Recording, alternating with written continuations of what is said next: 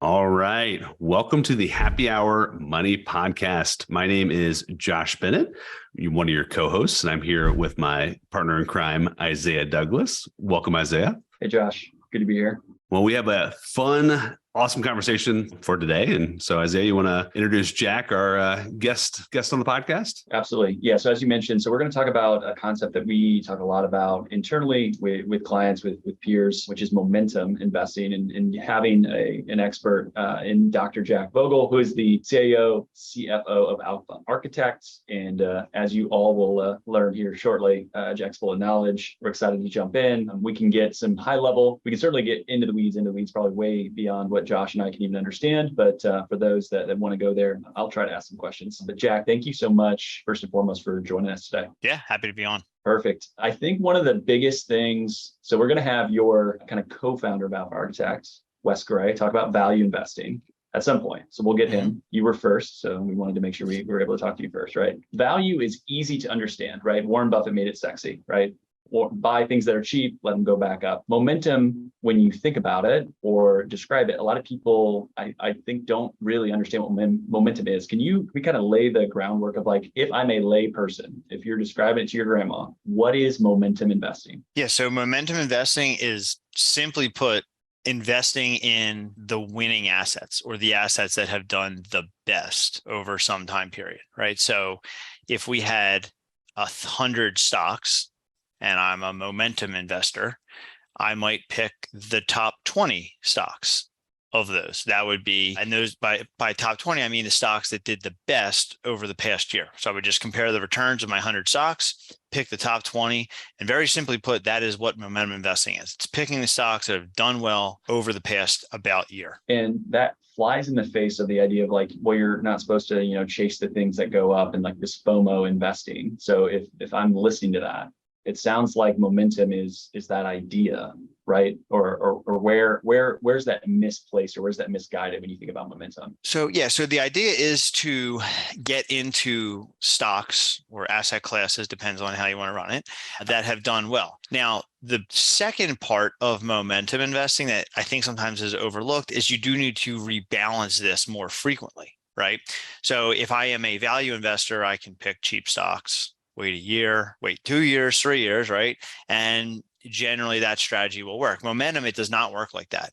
It is a strategy where you need to kind of get in and then potentially change into other stocks. So I'll give you a quick, like, real world example. So in 2020, when COVID hit, a very simple, just momentum strategy would have had you in a lot of the stay-at-home stocks. And what would the stay-at-home stocks been? It would have been like Roku, Peloton, Teladoc, all of these internet stocks, as well as like Tesla, Microsoft, Amazon, the stay-at-home stocks, right? Nowadays, momentum actually has you in like energy stocks and some banks, right? So momentum is like a dynamic strategy that does require you to turn over the portfolio quicker. If you don't do that, actually momentum doesn't really make a lot of sense. Like, if you're going to wait a year to run a momentum strategy, you're better off just buying the market on an after-tax basis. So yeah, and thinking about the turnover there. So naturally, the first question that one might ask is saying, okay, that's great, but then if I look at an after-tax basis, is there still research that shows, like, the momentum strategy, if you're paying taxes, still works? Like, does it still add additional return, or is it something where that tax drag then kind of eats into any sort of excess returns from that standpoint? Yeah, and so that's where you want to use wrappers that can help you with taxes, right? So ETFs are one example of a wrapper that can help you to rebalance your portfolio in a tax efficient manner. What's another wrapper? Well, maybe like an IRA would be a better location for that. So what I would say is, if you're doing this in a taxable account, in general, there probably is not enough edge to just do it on yourself with individual stocks compared to simply buying the market. So yeah, in general, you want to do this and use wrappers that can help you make it more tax efficient. That's a great question. And then just, can you touch on, like, some of the, I guess, seminal works or some of the really important pieces of research that have been done on momentum investing just in general? Because the one that sticks out to me, and I'm thinking it's AQR. I think they did the one on, like, 1800s Imperial Russia momentum investing. It just has always stuck with me because it's such a weird, research report of just, like, how pervasive momentum is across both stocks. You look at commodities, you look at all these different asset classes that are out there, and it's like, hey, this momentum thing kind of works. Are there any pieces that you would say, hey, this has really helped, form opinions or things that have been done that are the real good pieces that are out there? Yeah, I mean, probably the most, I would say, conclusive, I said you had to read one academic paper to try to convince someone momentum probably works. I would recommend like Value and Momentum Everywhere. It actually includes value in there. But the reason is because it's a really good paper written by the folks at AQR, and they look at momentum as well as value, but they look at momentum across like every asset class within stocks. So within markets, momentum works. Across asset classes, momentum works. Within different asset classes like equities, bonds, commodities, momentum works. So it happens to be a strategy that tends to work both within asset classes and then across asset classes. So that's probably the one paper I would recommend. If you said you had to pick one, I'd pick like Value and Momentum Everywhere. Perfect. And then thinking through the ways to implement momentum. So we'll pick on value again, and I can't remember, it might have been Verdad Capital that talked about there's like, I don't know, 200 or 1,000 different ways to do value investing. Does momentum have that many ways to like implement it, or is it everyone kind of does it the same way? So in general, momentum has a lot less than value, right? Because the value, you have to measure some measure of price compared to some measure of what you believe perceived value is, right? So like you got earnings as your numerator, or dimensional, if I'm a French, with like book to market, right? So you're comparing like a price to some sort of accounting value, right? Whereas momentum, there really, I would say, are like two ways people do it. One is price momentum, right? And that's what we do. And then the second is you could look at a measure called earnings momentum. And earnings momentum now brings into account fundamentals, whereby you might be accounting for like the growth of earnings for a company.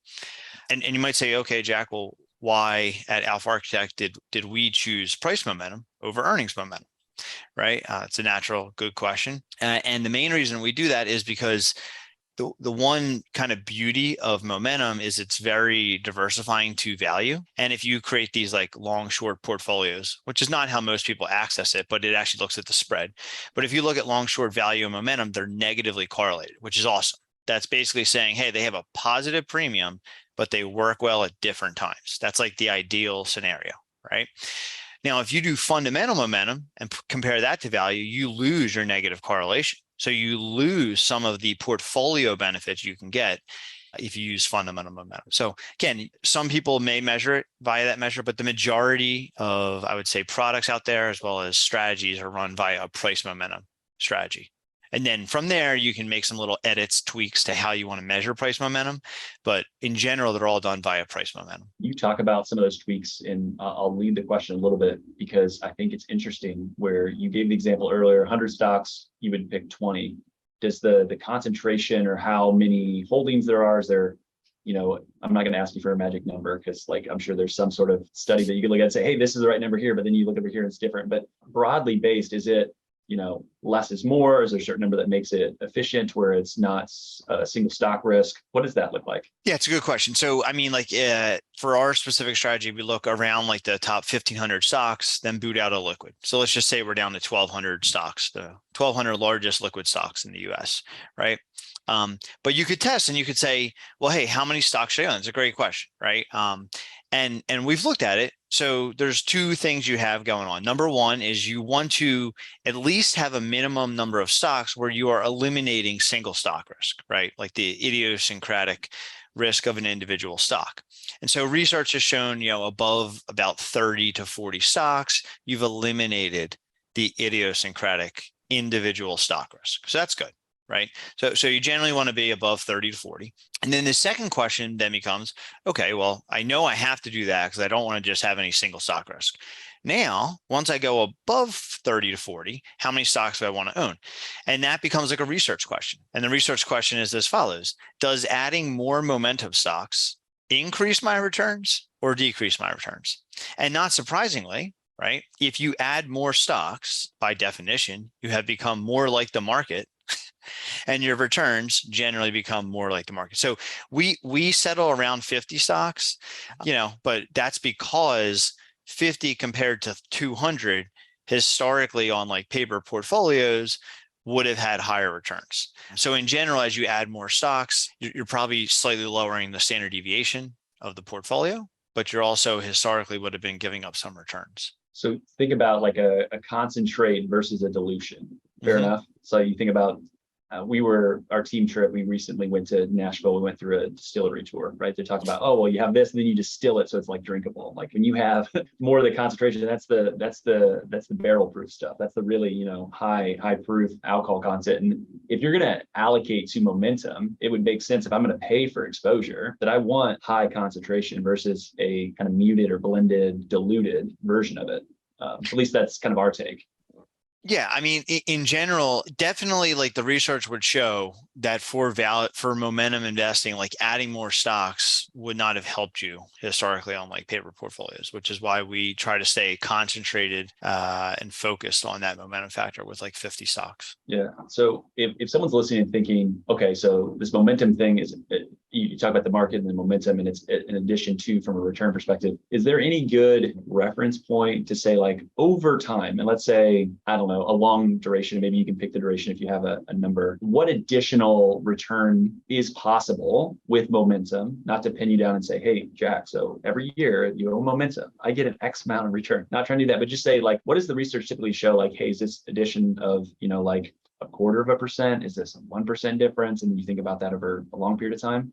Do you have any stats or studies that you could kind of reference or point to? Yeah. So like the long short momentum premium, which again is not how everyone does it. You could go back to like 1927, look at like, and depends on when you end the sample, right? Sure. And that's a comparison of like high momentum versus low momentum. That actually has a very big premium, like 5% plus. Right. However, that's not how most people access it. Most people are going to access it via just long only, kind of like what we're doing. We're picking momentum stocks. And on that, it varies depending on like how many stocks you put in, your time sample, how you weight the stocks, how you rebalance the stocks. So there's like a lot of inputs there.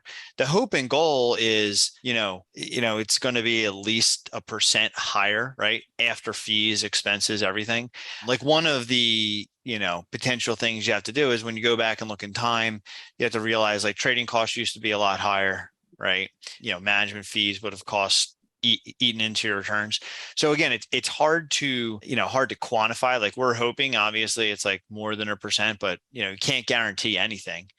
And obviously, don't want to say it's going to be like 10%. Like I don't think that's realistic, right? Like I wouldn't sit here and say, yeah, we're going to earn 10% over the market. That's crazy. The hope goal is after fees, expenses, it earns a positive premium, which, even if it's a 0.5%, sometimes people forget the power of compounding, right? Like if you go like, 7% to the 50th power, like if you're at a long time horizon compared to 7.5%, there's a big difference in your net total end value on that investment compounding. Yeah, that's perfect. I think you answered the question without getting compliance to come in and smack you, so that's good. So we appreciate that. Thank Try you. to put as many caveats as I mean, it's the same possible. when people ask us, so what do your portfolios typically return? It's like, well, the crystal ball's in the shop, it's getting repaired. So let me qualify that with this, and this. I wanted to ask you, because everyone talks about, and I remember this back in my Merrill days, and I'll throw them under the bus a little bit, but most advisors always do like, oh, we own value, we own growth. Momentum's not growth. Can you kind of explain why those are not the same thing? Because I think a lot of people, when I talk to them, they think, oh, that's probably just like growth stocks. I like growth stocks. Yep. Yeah, that's a great question. So in general, the whole world is just, there's if you go on Vanguard's website, Morningstar's website, you've seen the 3x3 box. So you have large, mid, small, value, mid, growth, right? And that's just the way the world's been split. So allocators generally tend to do like value and growth, right? So a natural question is, well, is momentum growth, which is what you just asked. And we went and actually studied and was like, hey, what is the overlap between the top 10% most expensive firms, the growth firms, and a momentum portfolio? And the overlap between those two is only 20%. So they're actually 80% different. You might say, well, like, why could that be the case? Well, I just gave you, I think earlier, I gave you some examples, right? So momentum in 2020 was growth investing, right? We were in a lot of the stocks that, everyone would consider growth. The Roku, Peloton, Teladoc, right? They're growth stocks, right? So momentum was growth for a little bit, right? However, now momentum's almost like value, not completely. There's actually not a ton of overlap, but there's some overlap. It's a value tilted towards energy stocks. So momentum is like a dynamic strategy that really is not just a static growth position, number one, but number two, when you actually quantify it just on like the top 10%, there's only a 20% overlap. So it's definitely not growth investing. Yeah, I've not heard the 20% overlap. That's interesting. And it's probably a failure of me to read one of your pieces, but that's awesome. So thank you for that. So yeah, we wrote a book called Quantitative Momentum. It's a chapter. It says momentum is not growth investing. Yeah.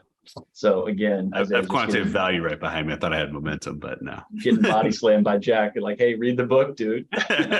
Well, I figured I'd point it out. So yeah, no, it's great. Yeah, it is a good read. I know Josh, I think we passed that around internally. I think even in Nashville that got handed to someone from someone else. So yeah, I can't remember if it was the value investing one or I know we have all of them. So. Well, we clearly need to send you some. We got a library circulating. We got a library circulating. So yeah, clearly you need to send more, Jack. Though I mean, we'll send some more copies. We're hoarders. We'll gladly take more books. You can send it. I think the key though is Isaiah has to read it. I get a lot of grief from my wife. It's like, oh, this is a good book. She's like, you just keep buying them. Do you read them? I'm like, yeah, I'm going to get there. It's the challenge, right? Is to actually read the darn things. Josh, questions, because I'm just going to keep going. I'm enjoying hearing you speak, so I'll just keep going. I have been told I have a good. I've actually read Jack's book, so I mean, clearly you need to learn a little more than I do. So yeah, fair enough. So the one that hasn't read the book's the one asking questions. The S&P 500, is it a crappy momentum index? Yeah, I've been asked that before, and you can kind of think of it like that because it is kind of owning like the biggest, largest stocks, right? But then the natural question would be like, hey, let's just see what's like the overlap, right? So we run a momentum strategy. Picks 50 stocks out of the top. Let's just, as I said, like 1,200, right? Most large liquid stocks. And I said, hey, what's the active share? Like how different? What's the overlap of like our momentum strategy compared to the S&P 500 or compared to the Russell 1000, like the 1,000 largest stocks? And it's like a 5% overlap, right? So the market. While it basically is only going to, especially the S&P 500, only invest in like the largest stocks, it really is not a momentum strategy. Like the overlap of them is actually pretty low, right? It's like 5-10%, which is very low. Now, if you run a momentum strategy and you decide to market cap weight it, well, at times it might become a little bit more like the market. So it just depends on how you're going to build your portfolio.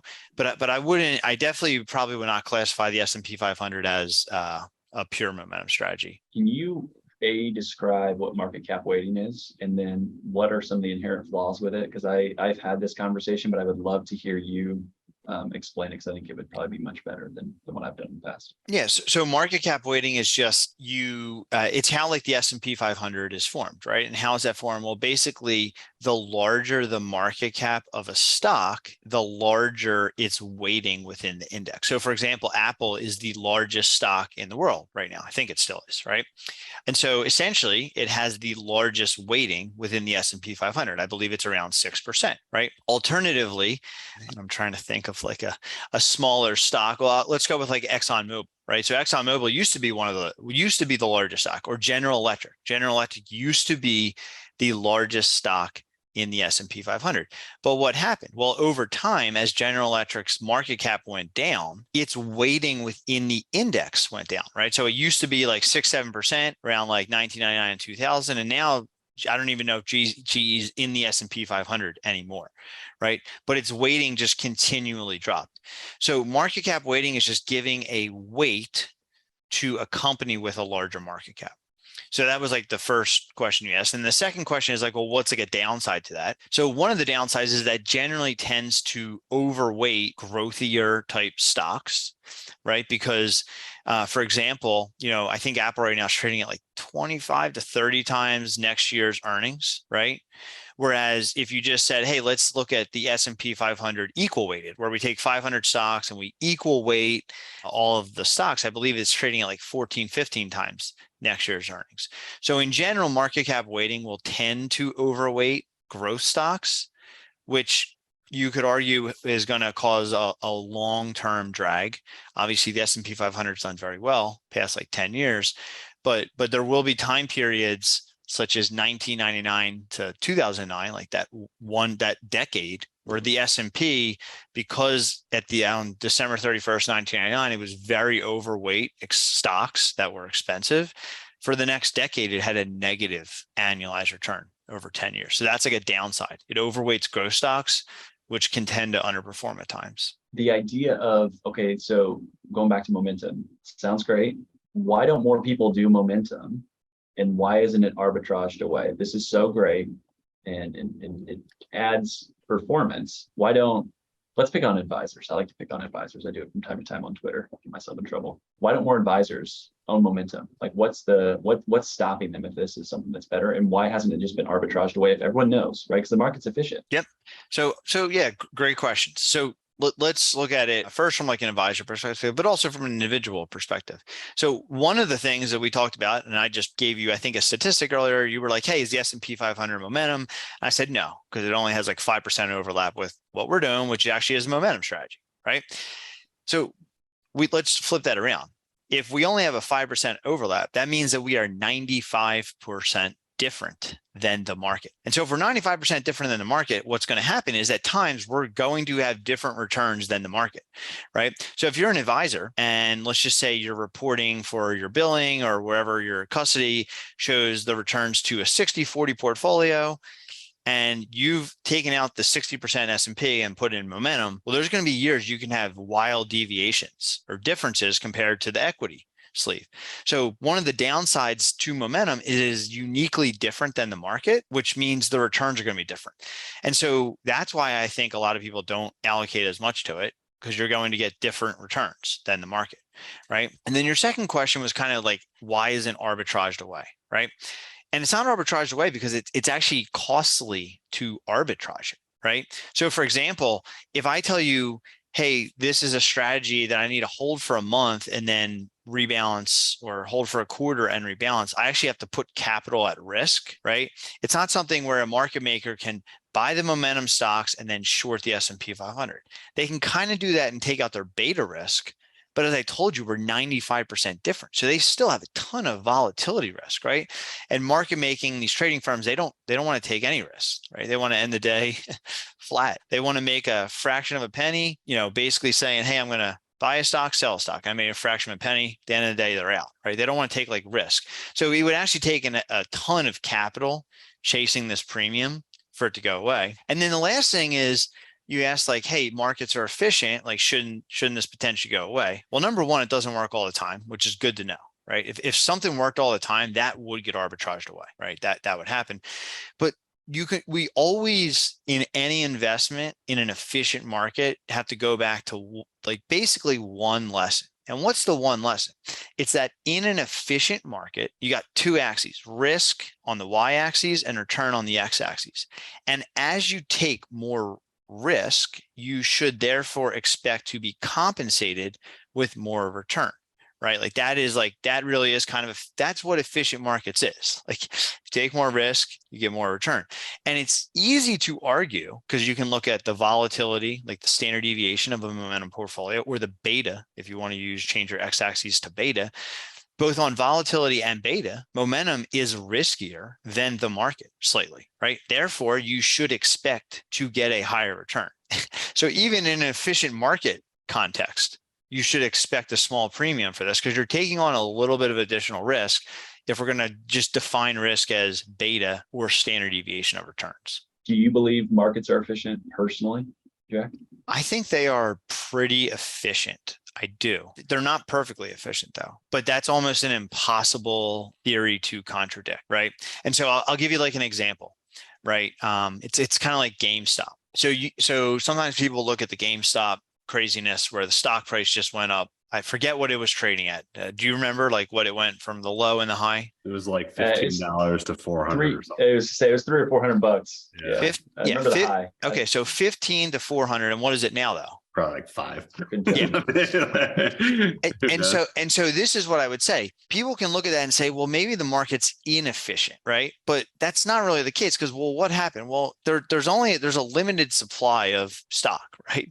And so if people keep bidding the price up, and market making firms are, all they want to do is just they're not trying to compete on what the price is. They just want to, basically say, okay, people keep buying, I'm going to like sell, buy, just make money, right? And if people are buying call options, that obviously embeds like potential additional buys into the system, which will drive up the price in the short term, right? Like no market maker is going to come in the GameStop thing and say, no, you guys are all wrong, I'm going to short this stock, right? They're not going to do that. They just want to make markets. And so the price was driven up by like excess buying. But over the long term, markets are efficient. People are like, well, this is kind of crazy. Like GameStop, nothing really changed that differently about their business. And so over the longer time cycle, the price kind of reverted back down to where its fundamentals would be. So again, that's an example of the market's efficient. Like if we look at a 2-year time cycle, market's efficient. GameStop went up, came right back down. And then in the short term, it's not perfectly efficient, right? Because we all would probably know, hey, this is incorrect. But the only way to win that trade is to short, which again makes you have to take more risk.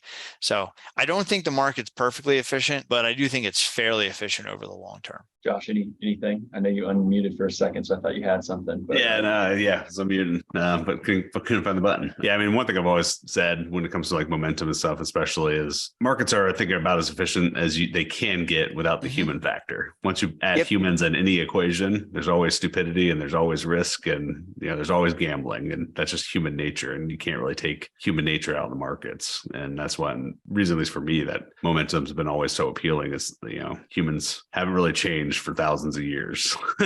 So, something you can count on. You can't really arbitrage away emotion, if that makes sense. I mean, I'm sure someone could figure out ways to sort of arbitrage it away, but you can't take the human out of the equation, at least until we're all robots. But yeah. And even then, there's still going to be human. Well, hopefully humans controlling the robots. Yeah, exactly. Someone had to design the code, unless Zuckerberg has his way, but who knows? So well, actually, I have a question if you mind, as I chime in here. So, like one reason we've always sort of gravitated to momentum and value is just by nature of the way we do financial planning. It has some volatility benefits aside from just sort of total return benefits for doing momentum. Like from your kind of expert opinion, like how do you see something like a momentum type strategy helping someone who's trying to we'll say it like reliably calculate their future and try to plan goals based on their investments? I mean, do you see more reliability and prediction with a momentum type strategy, or what are your thoughts there? What I'd say is it allows it. So the great part about like momentum or value or like a systematic strategy is it is a systematic, repeatable process, right? And the nice part about that is you can understand what the process is, and then you can also say, well, hey, how would that process have worked in the past? Like, does this make sense? Going back to like first principles, right? So for like any one of your clients who you're like doing planning for, and you're saying, hey, this is funds that we're putting aside for like long-term goals, right? They want those funds to compound, right? And so the first place you could start is, hey, I'm going to go buy the market, right? Because buying the market is, what the market premium is going to get. You're going to get some premium over bonds and bills, T-bills over the long term. That's great.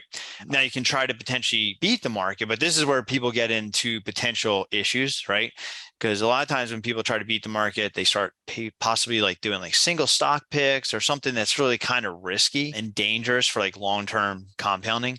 Whereas like value momentum are just systematic, active strategies to try to beat the market. And so I think it helps knowing that these are like systematic, repeatable processes. I think that's a great advantage of being able to look at it versus, think of like a Peter Lynch or someone else. Like, it's this all-star manager and that's great, their track record's there, but what if they, retire? What if they lose their edge?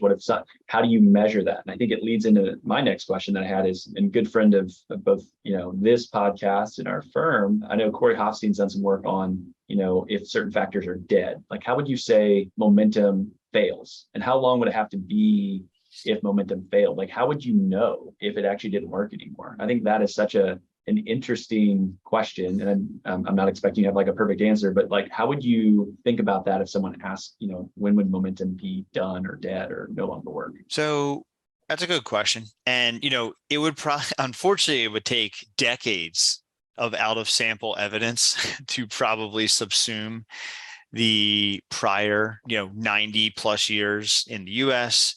But, you talked about studies going back to the 1800s, right? So what I'd say is it unfortunately would take like a lot of data to overwhelm and say, yeah, we can definitively conclude via like standard statistical testing that momentum is dead. Right now, you could then say, well, maybe is there any other way you could look at it? And in general, again, even if you believe momentum's dead because you're like, well, the markets are super efficient.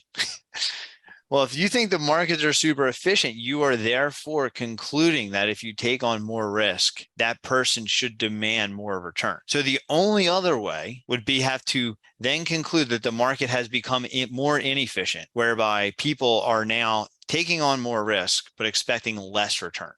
So it's unfortunately kind of hard to say when it would be like disproven, because the out of sample evidence would take a long time. And I think from like a first principles, like risk reward basis, it's also hard to argue that from that like line of reasoning and logic that it would fall out of favor. Yeah, thank you for that. Josh, you have any closing questions, thoughts? I have like a one or two, maybe more to close up on. I'll let you fire away. I got a screaming toddler in the background, so I'm trying to keep that to a minimum.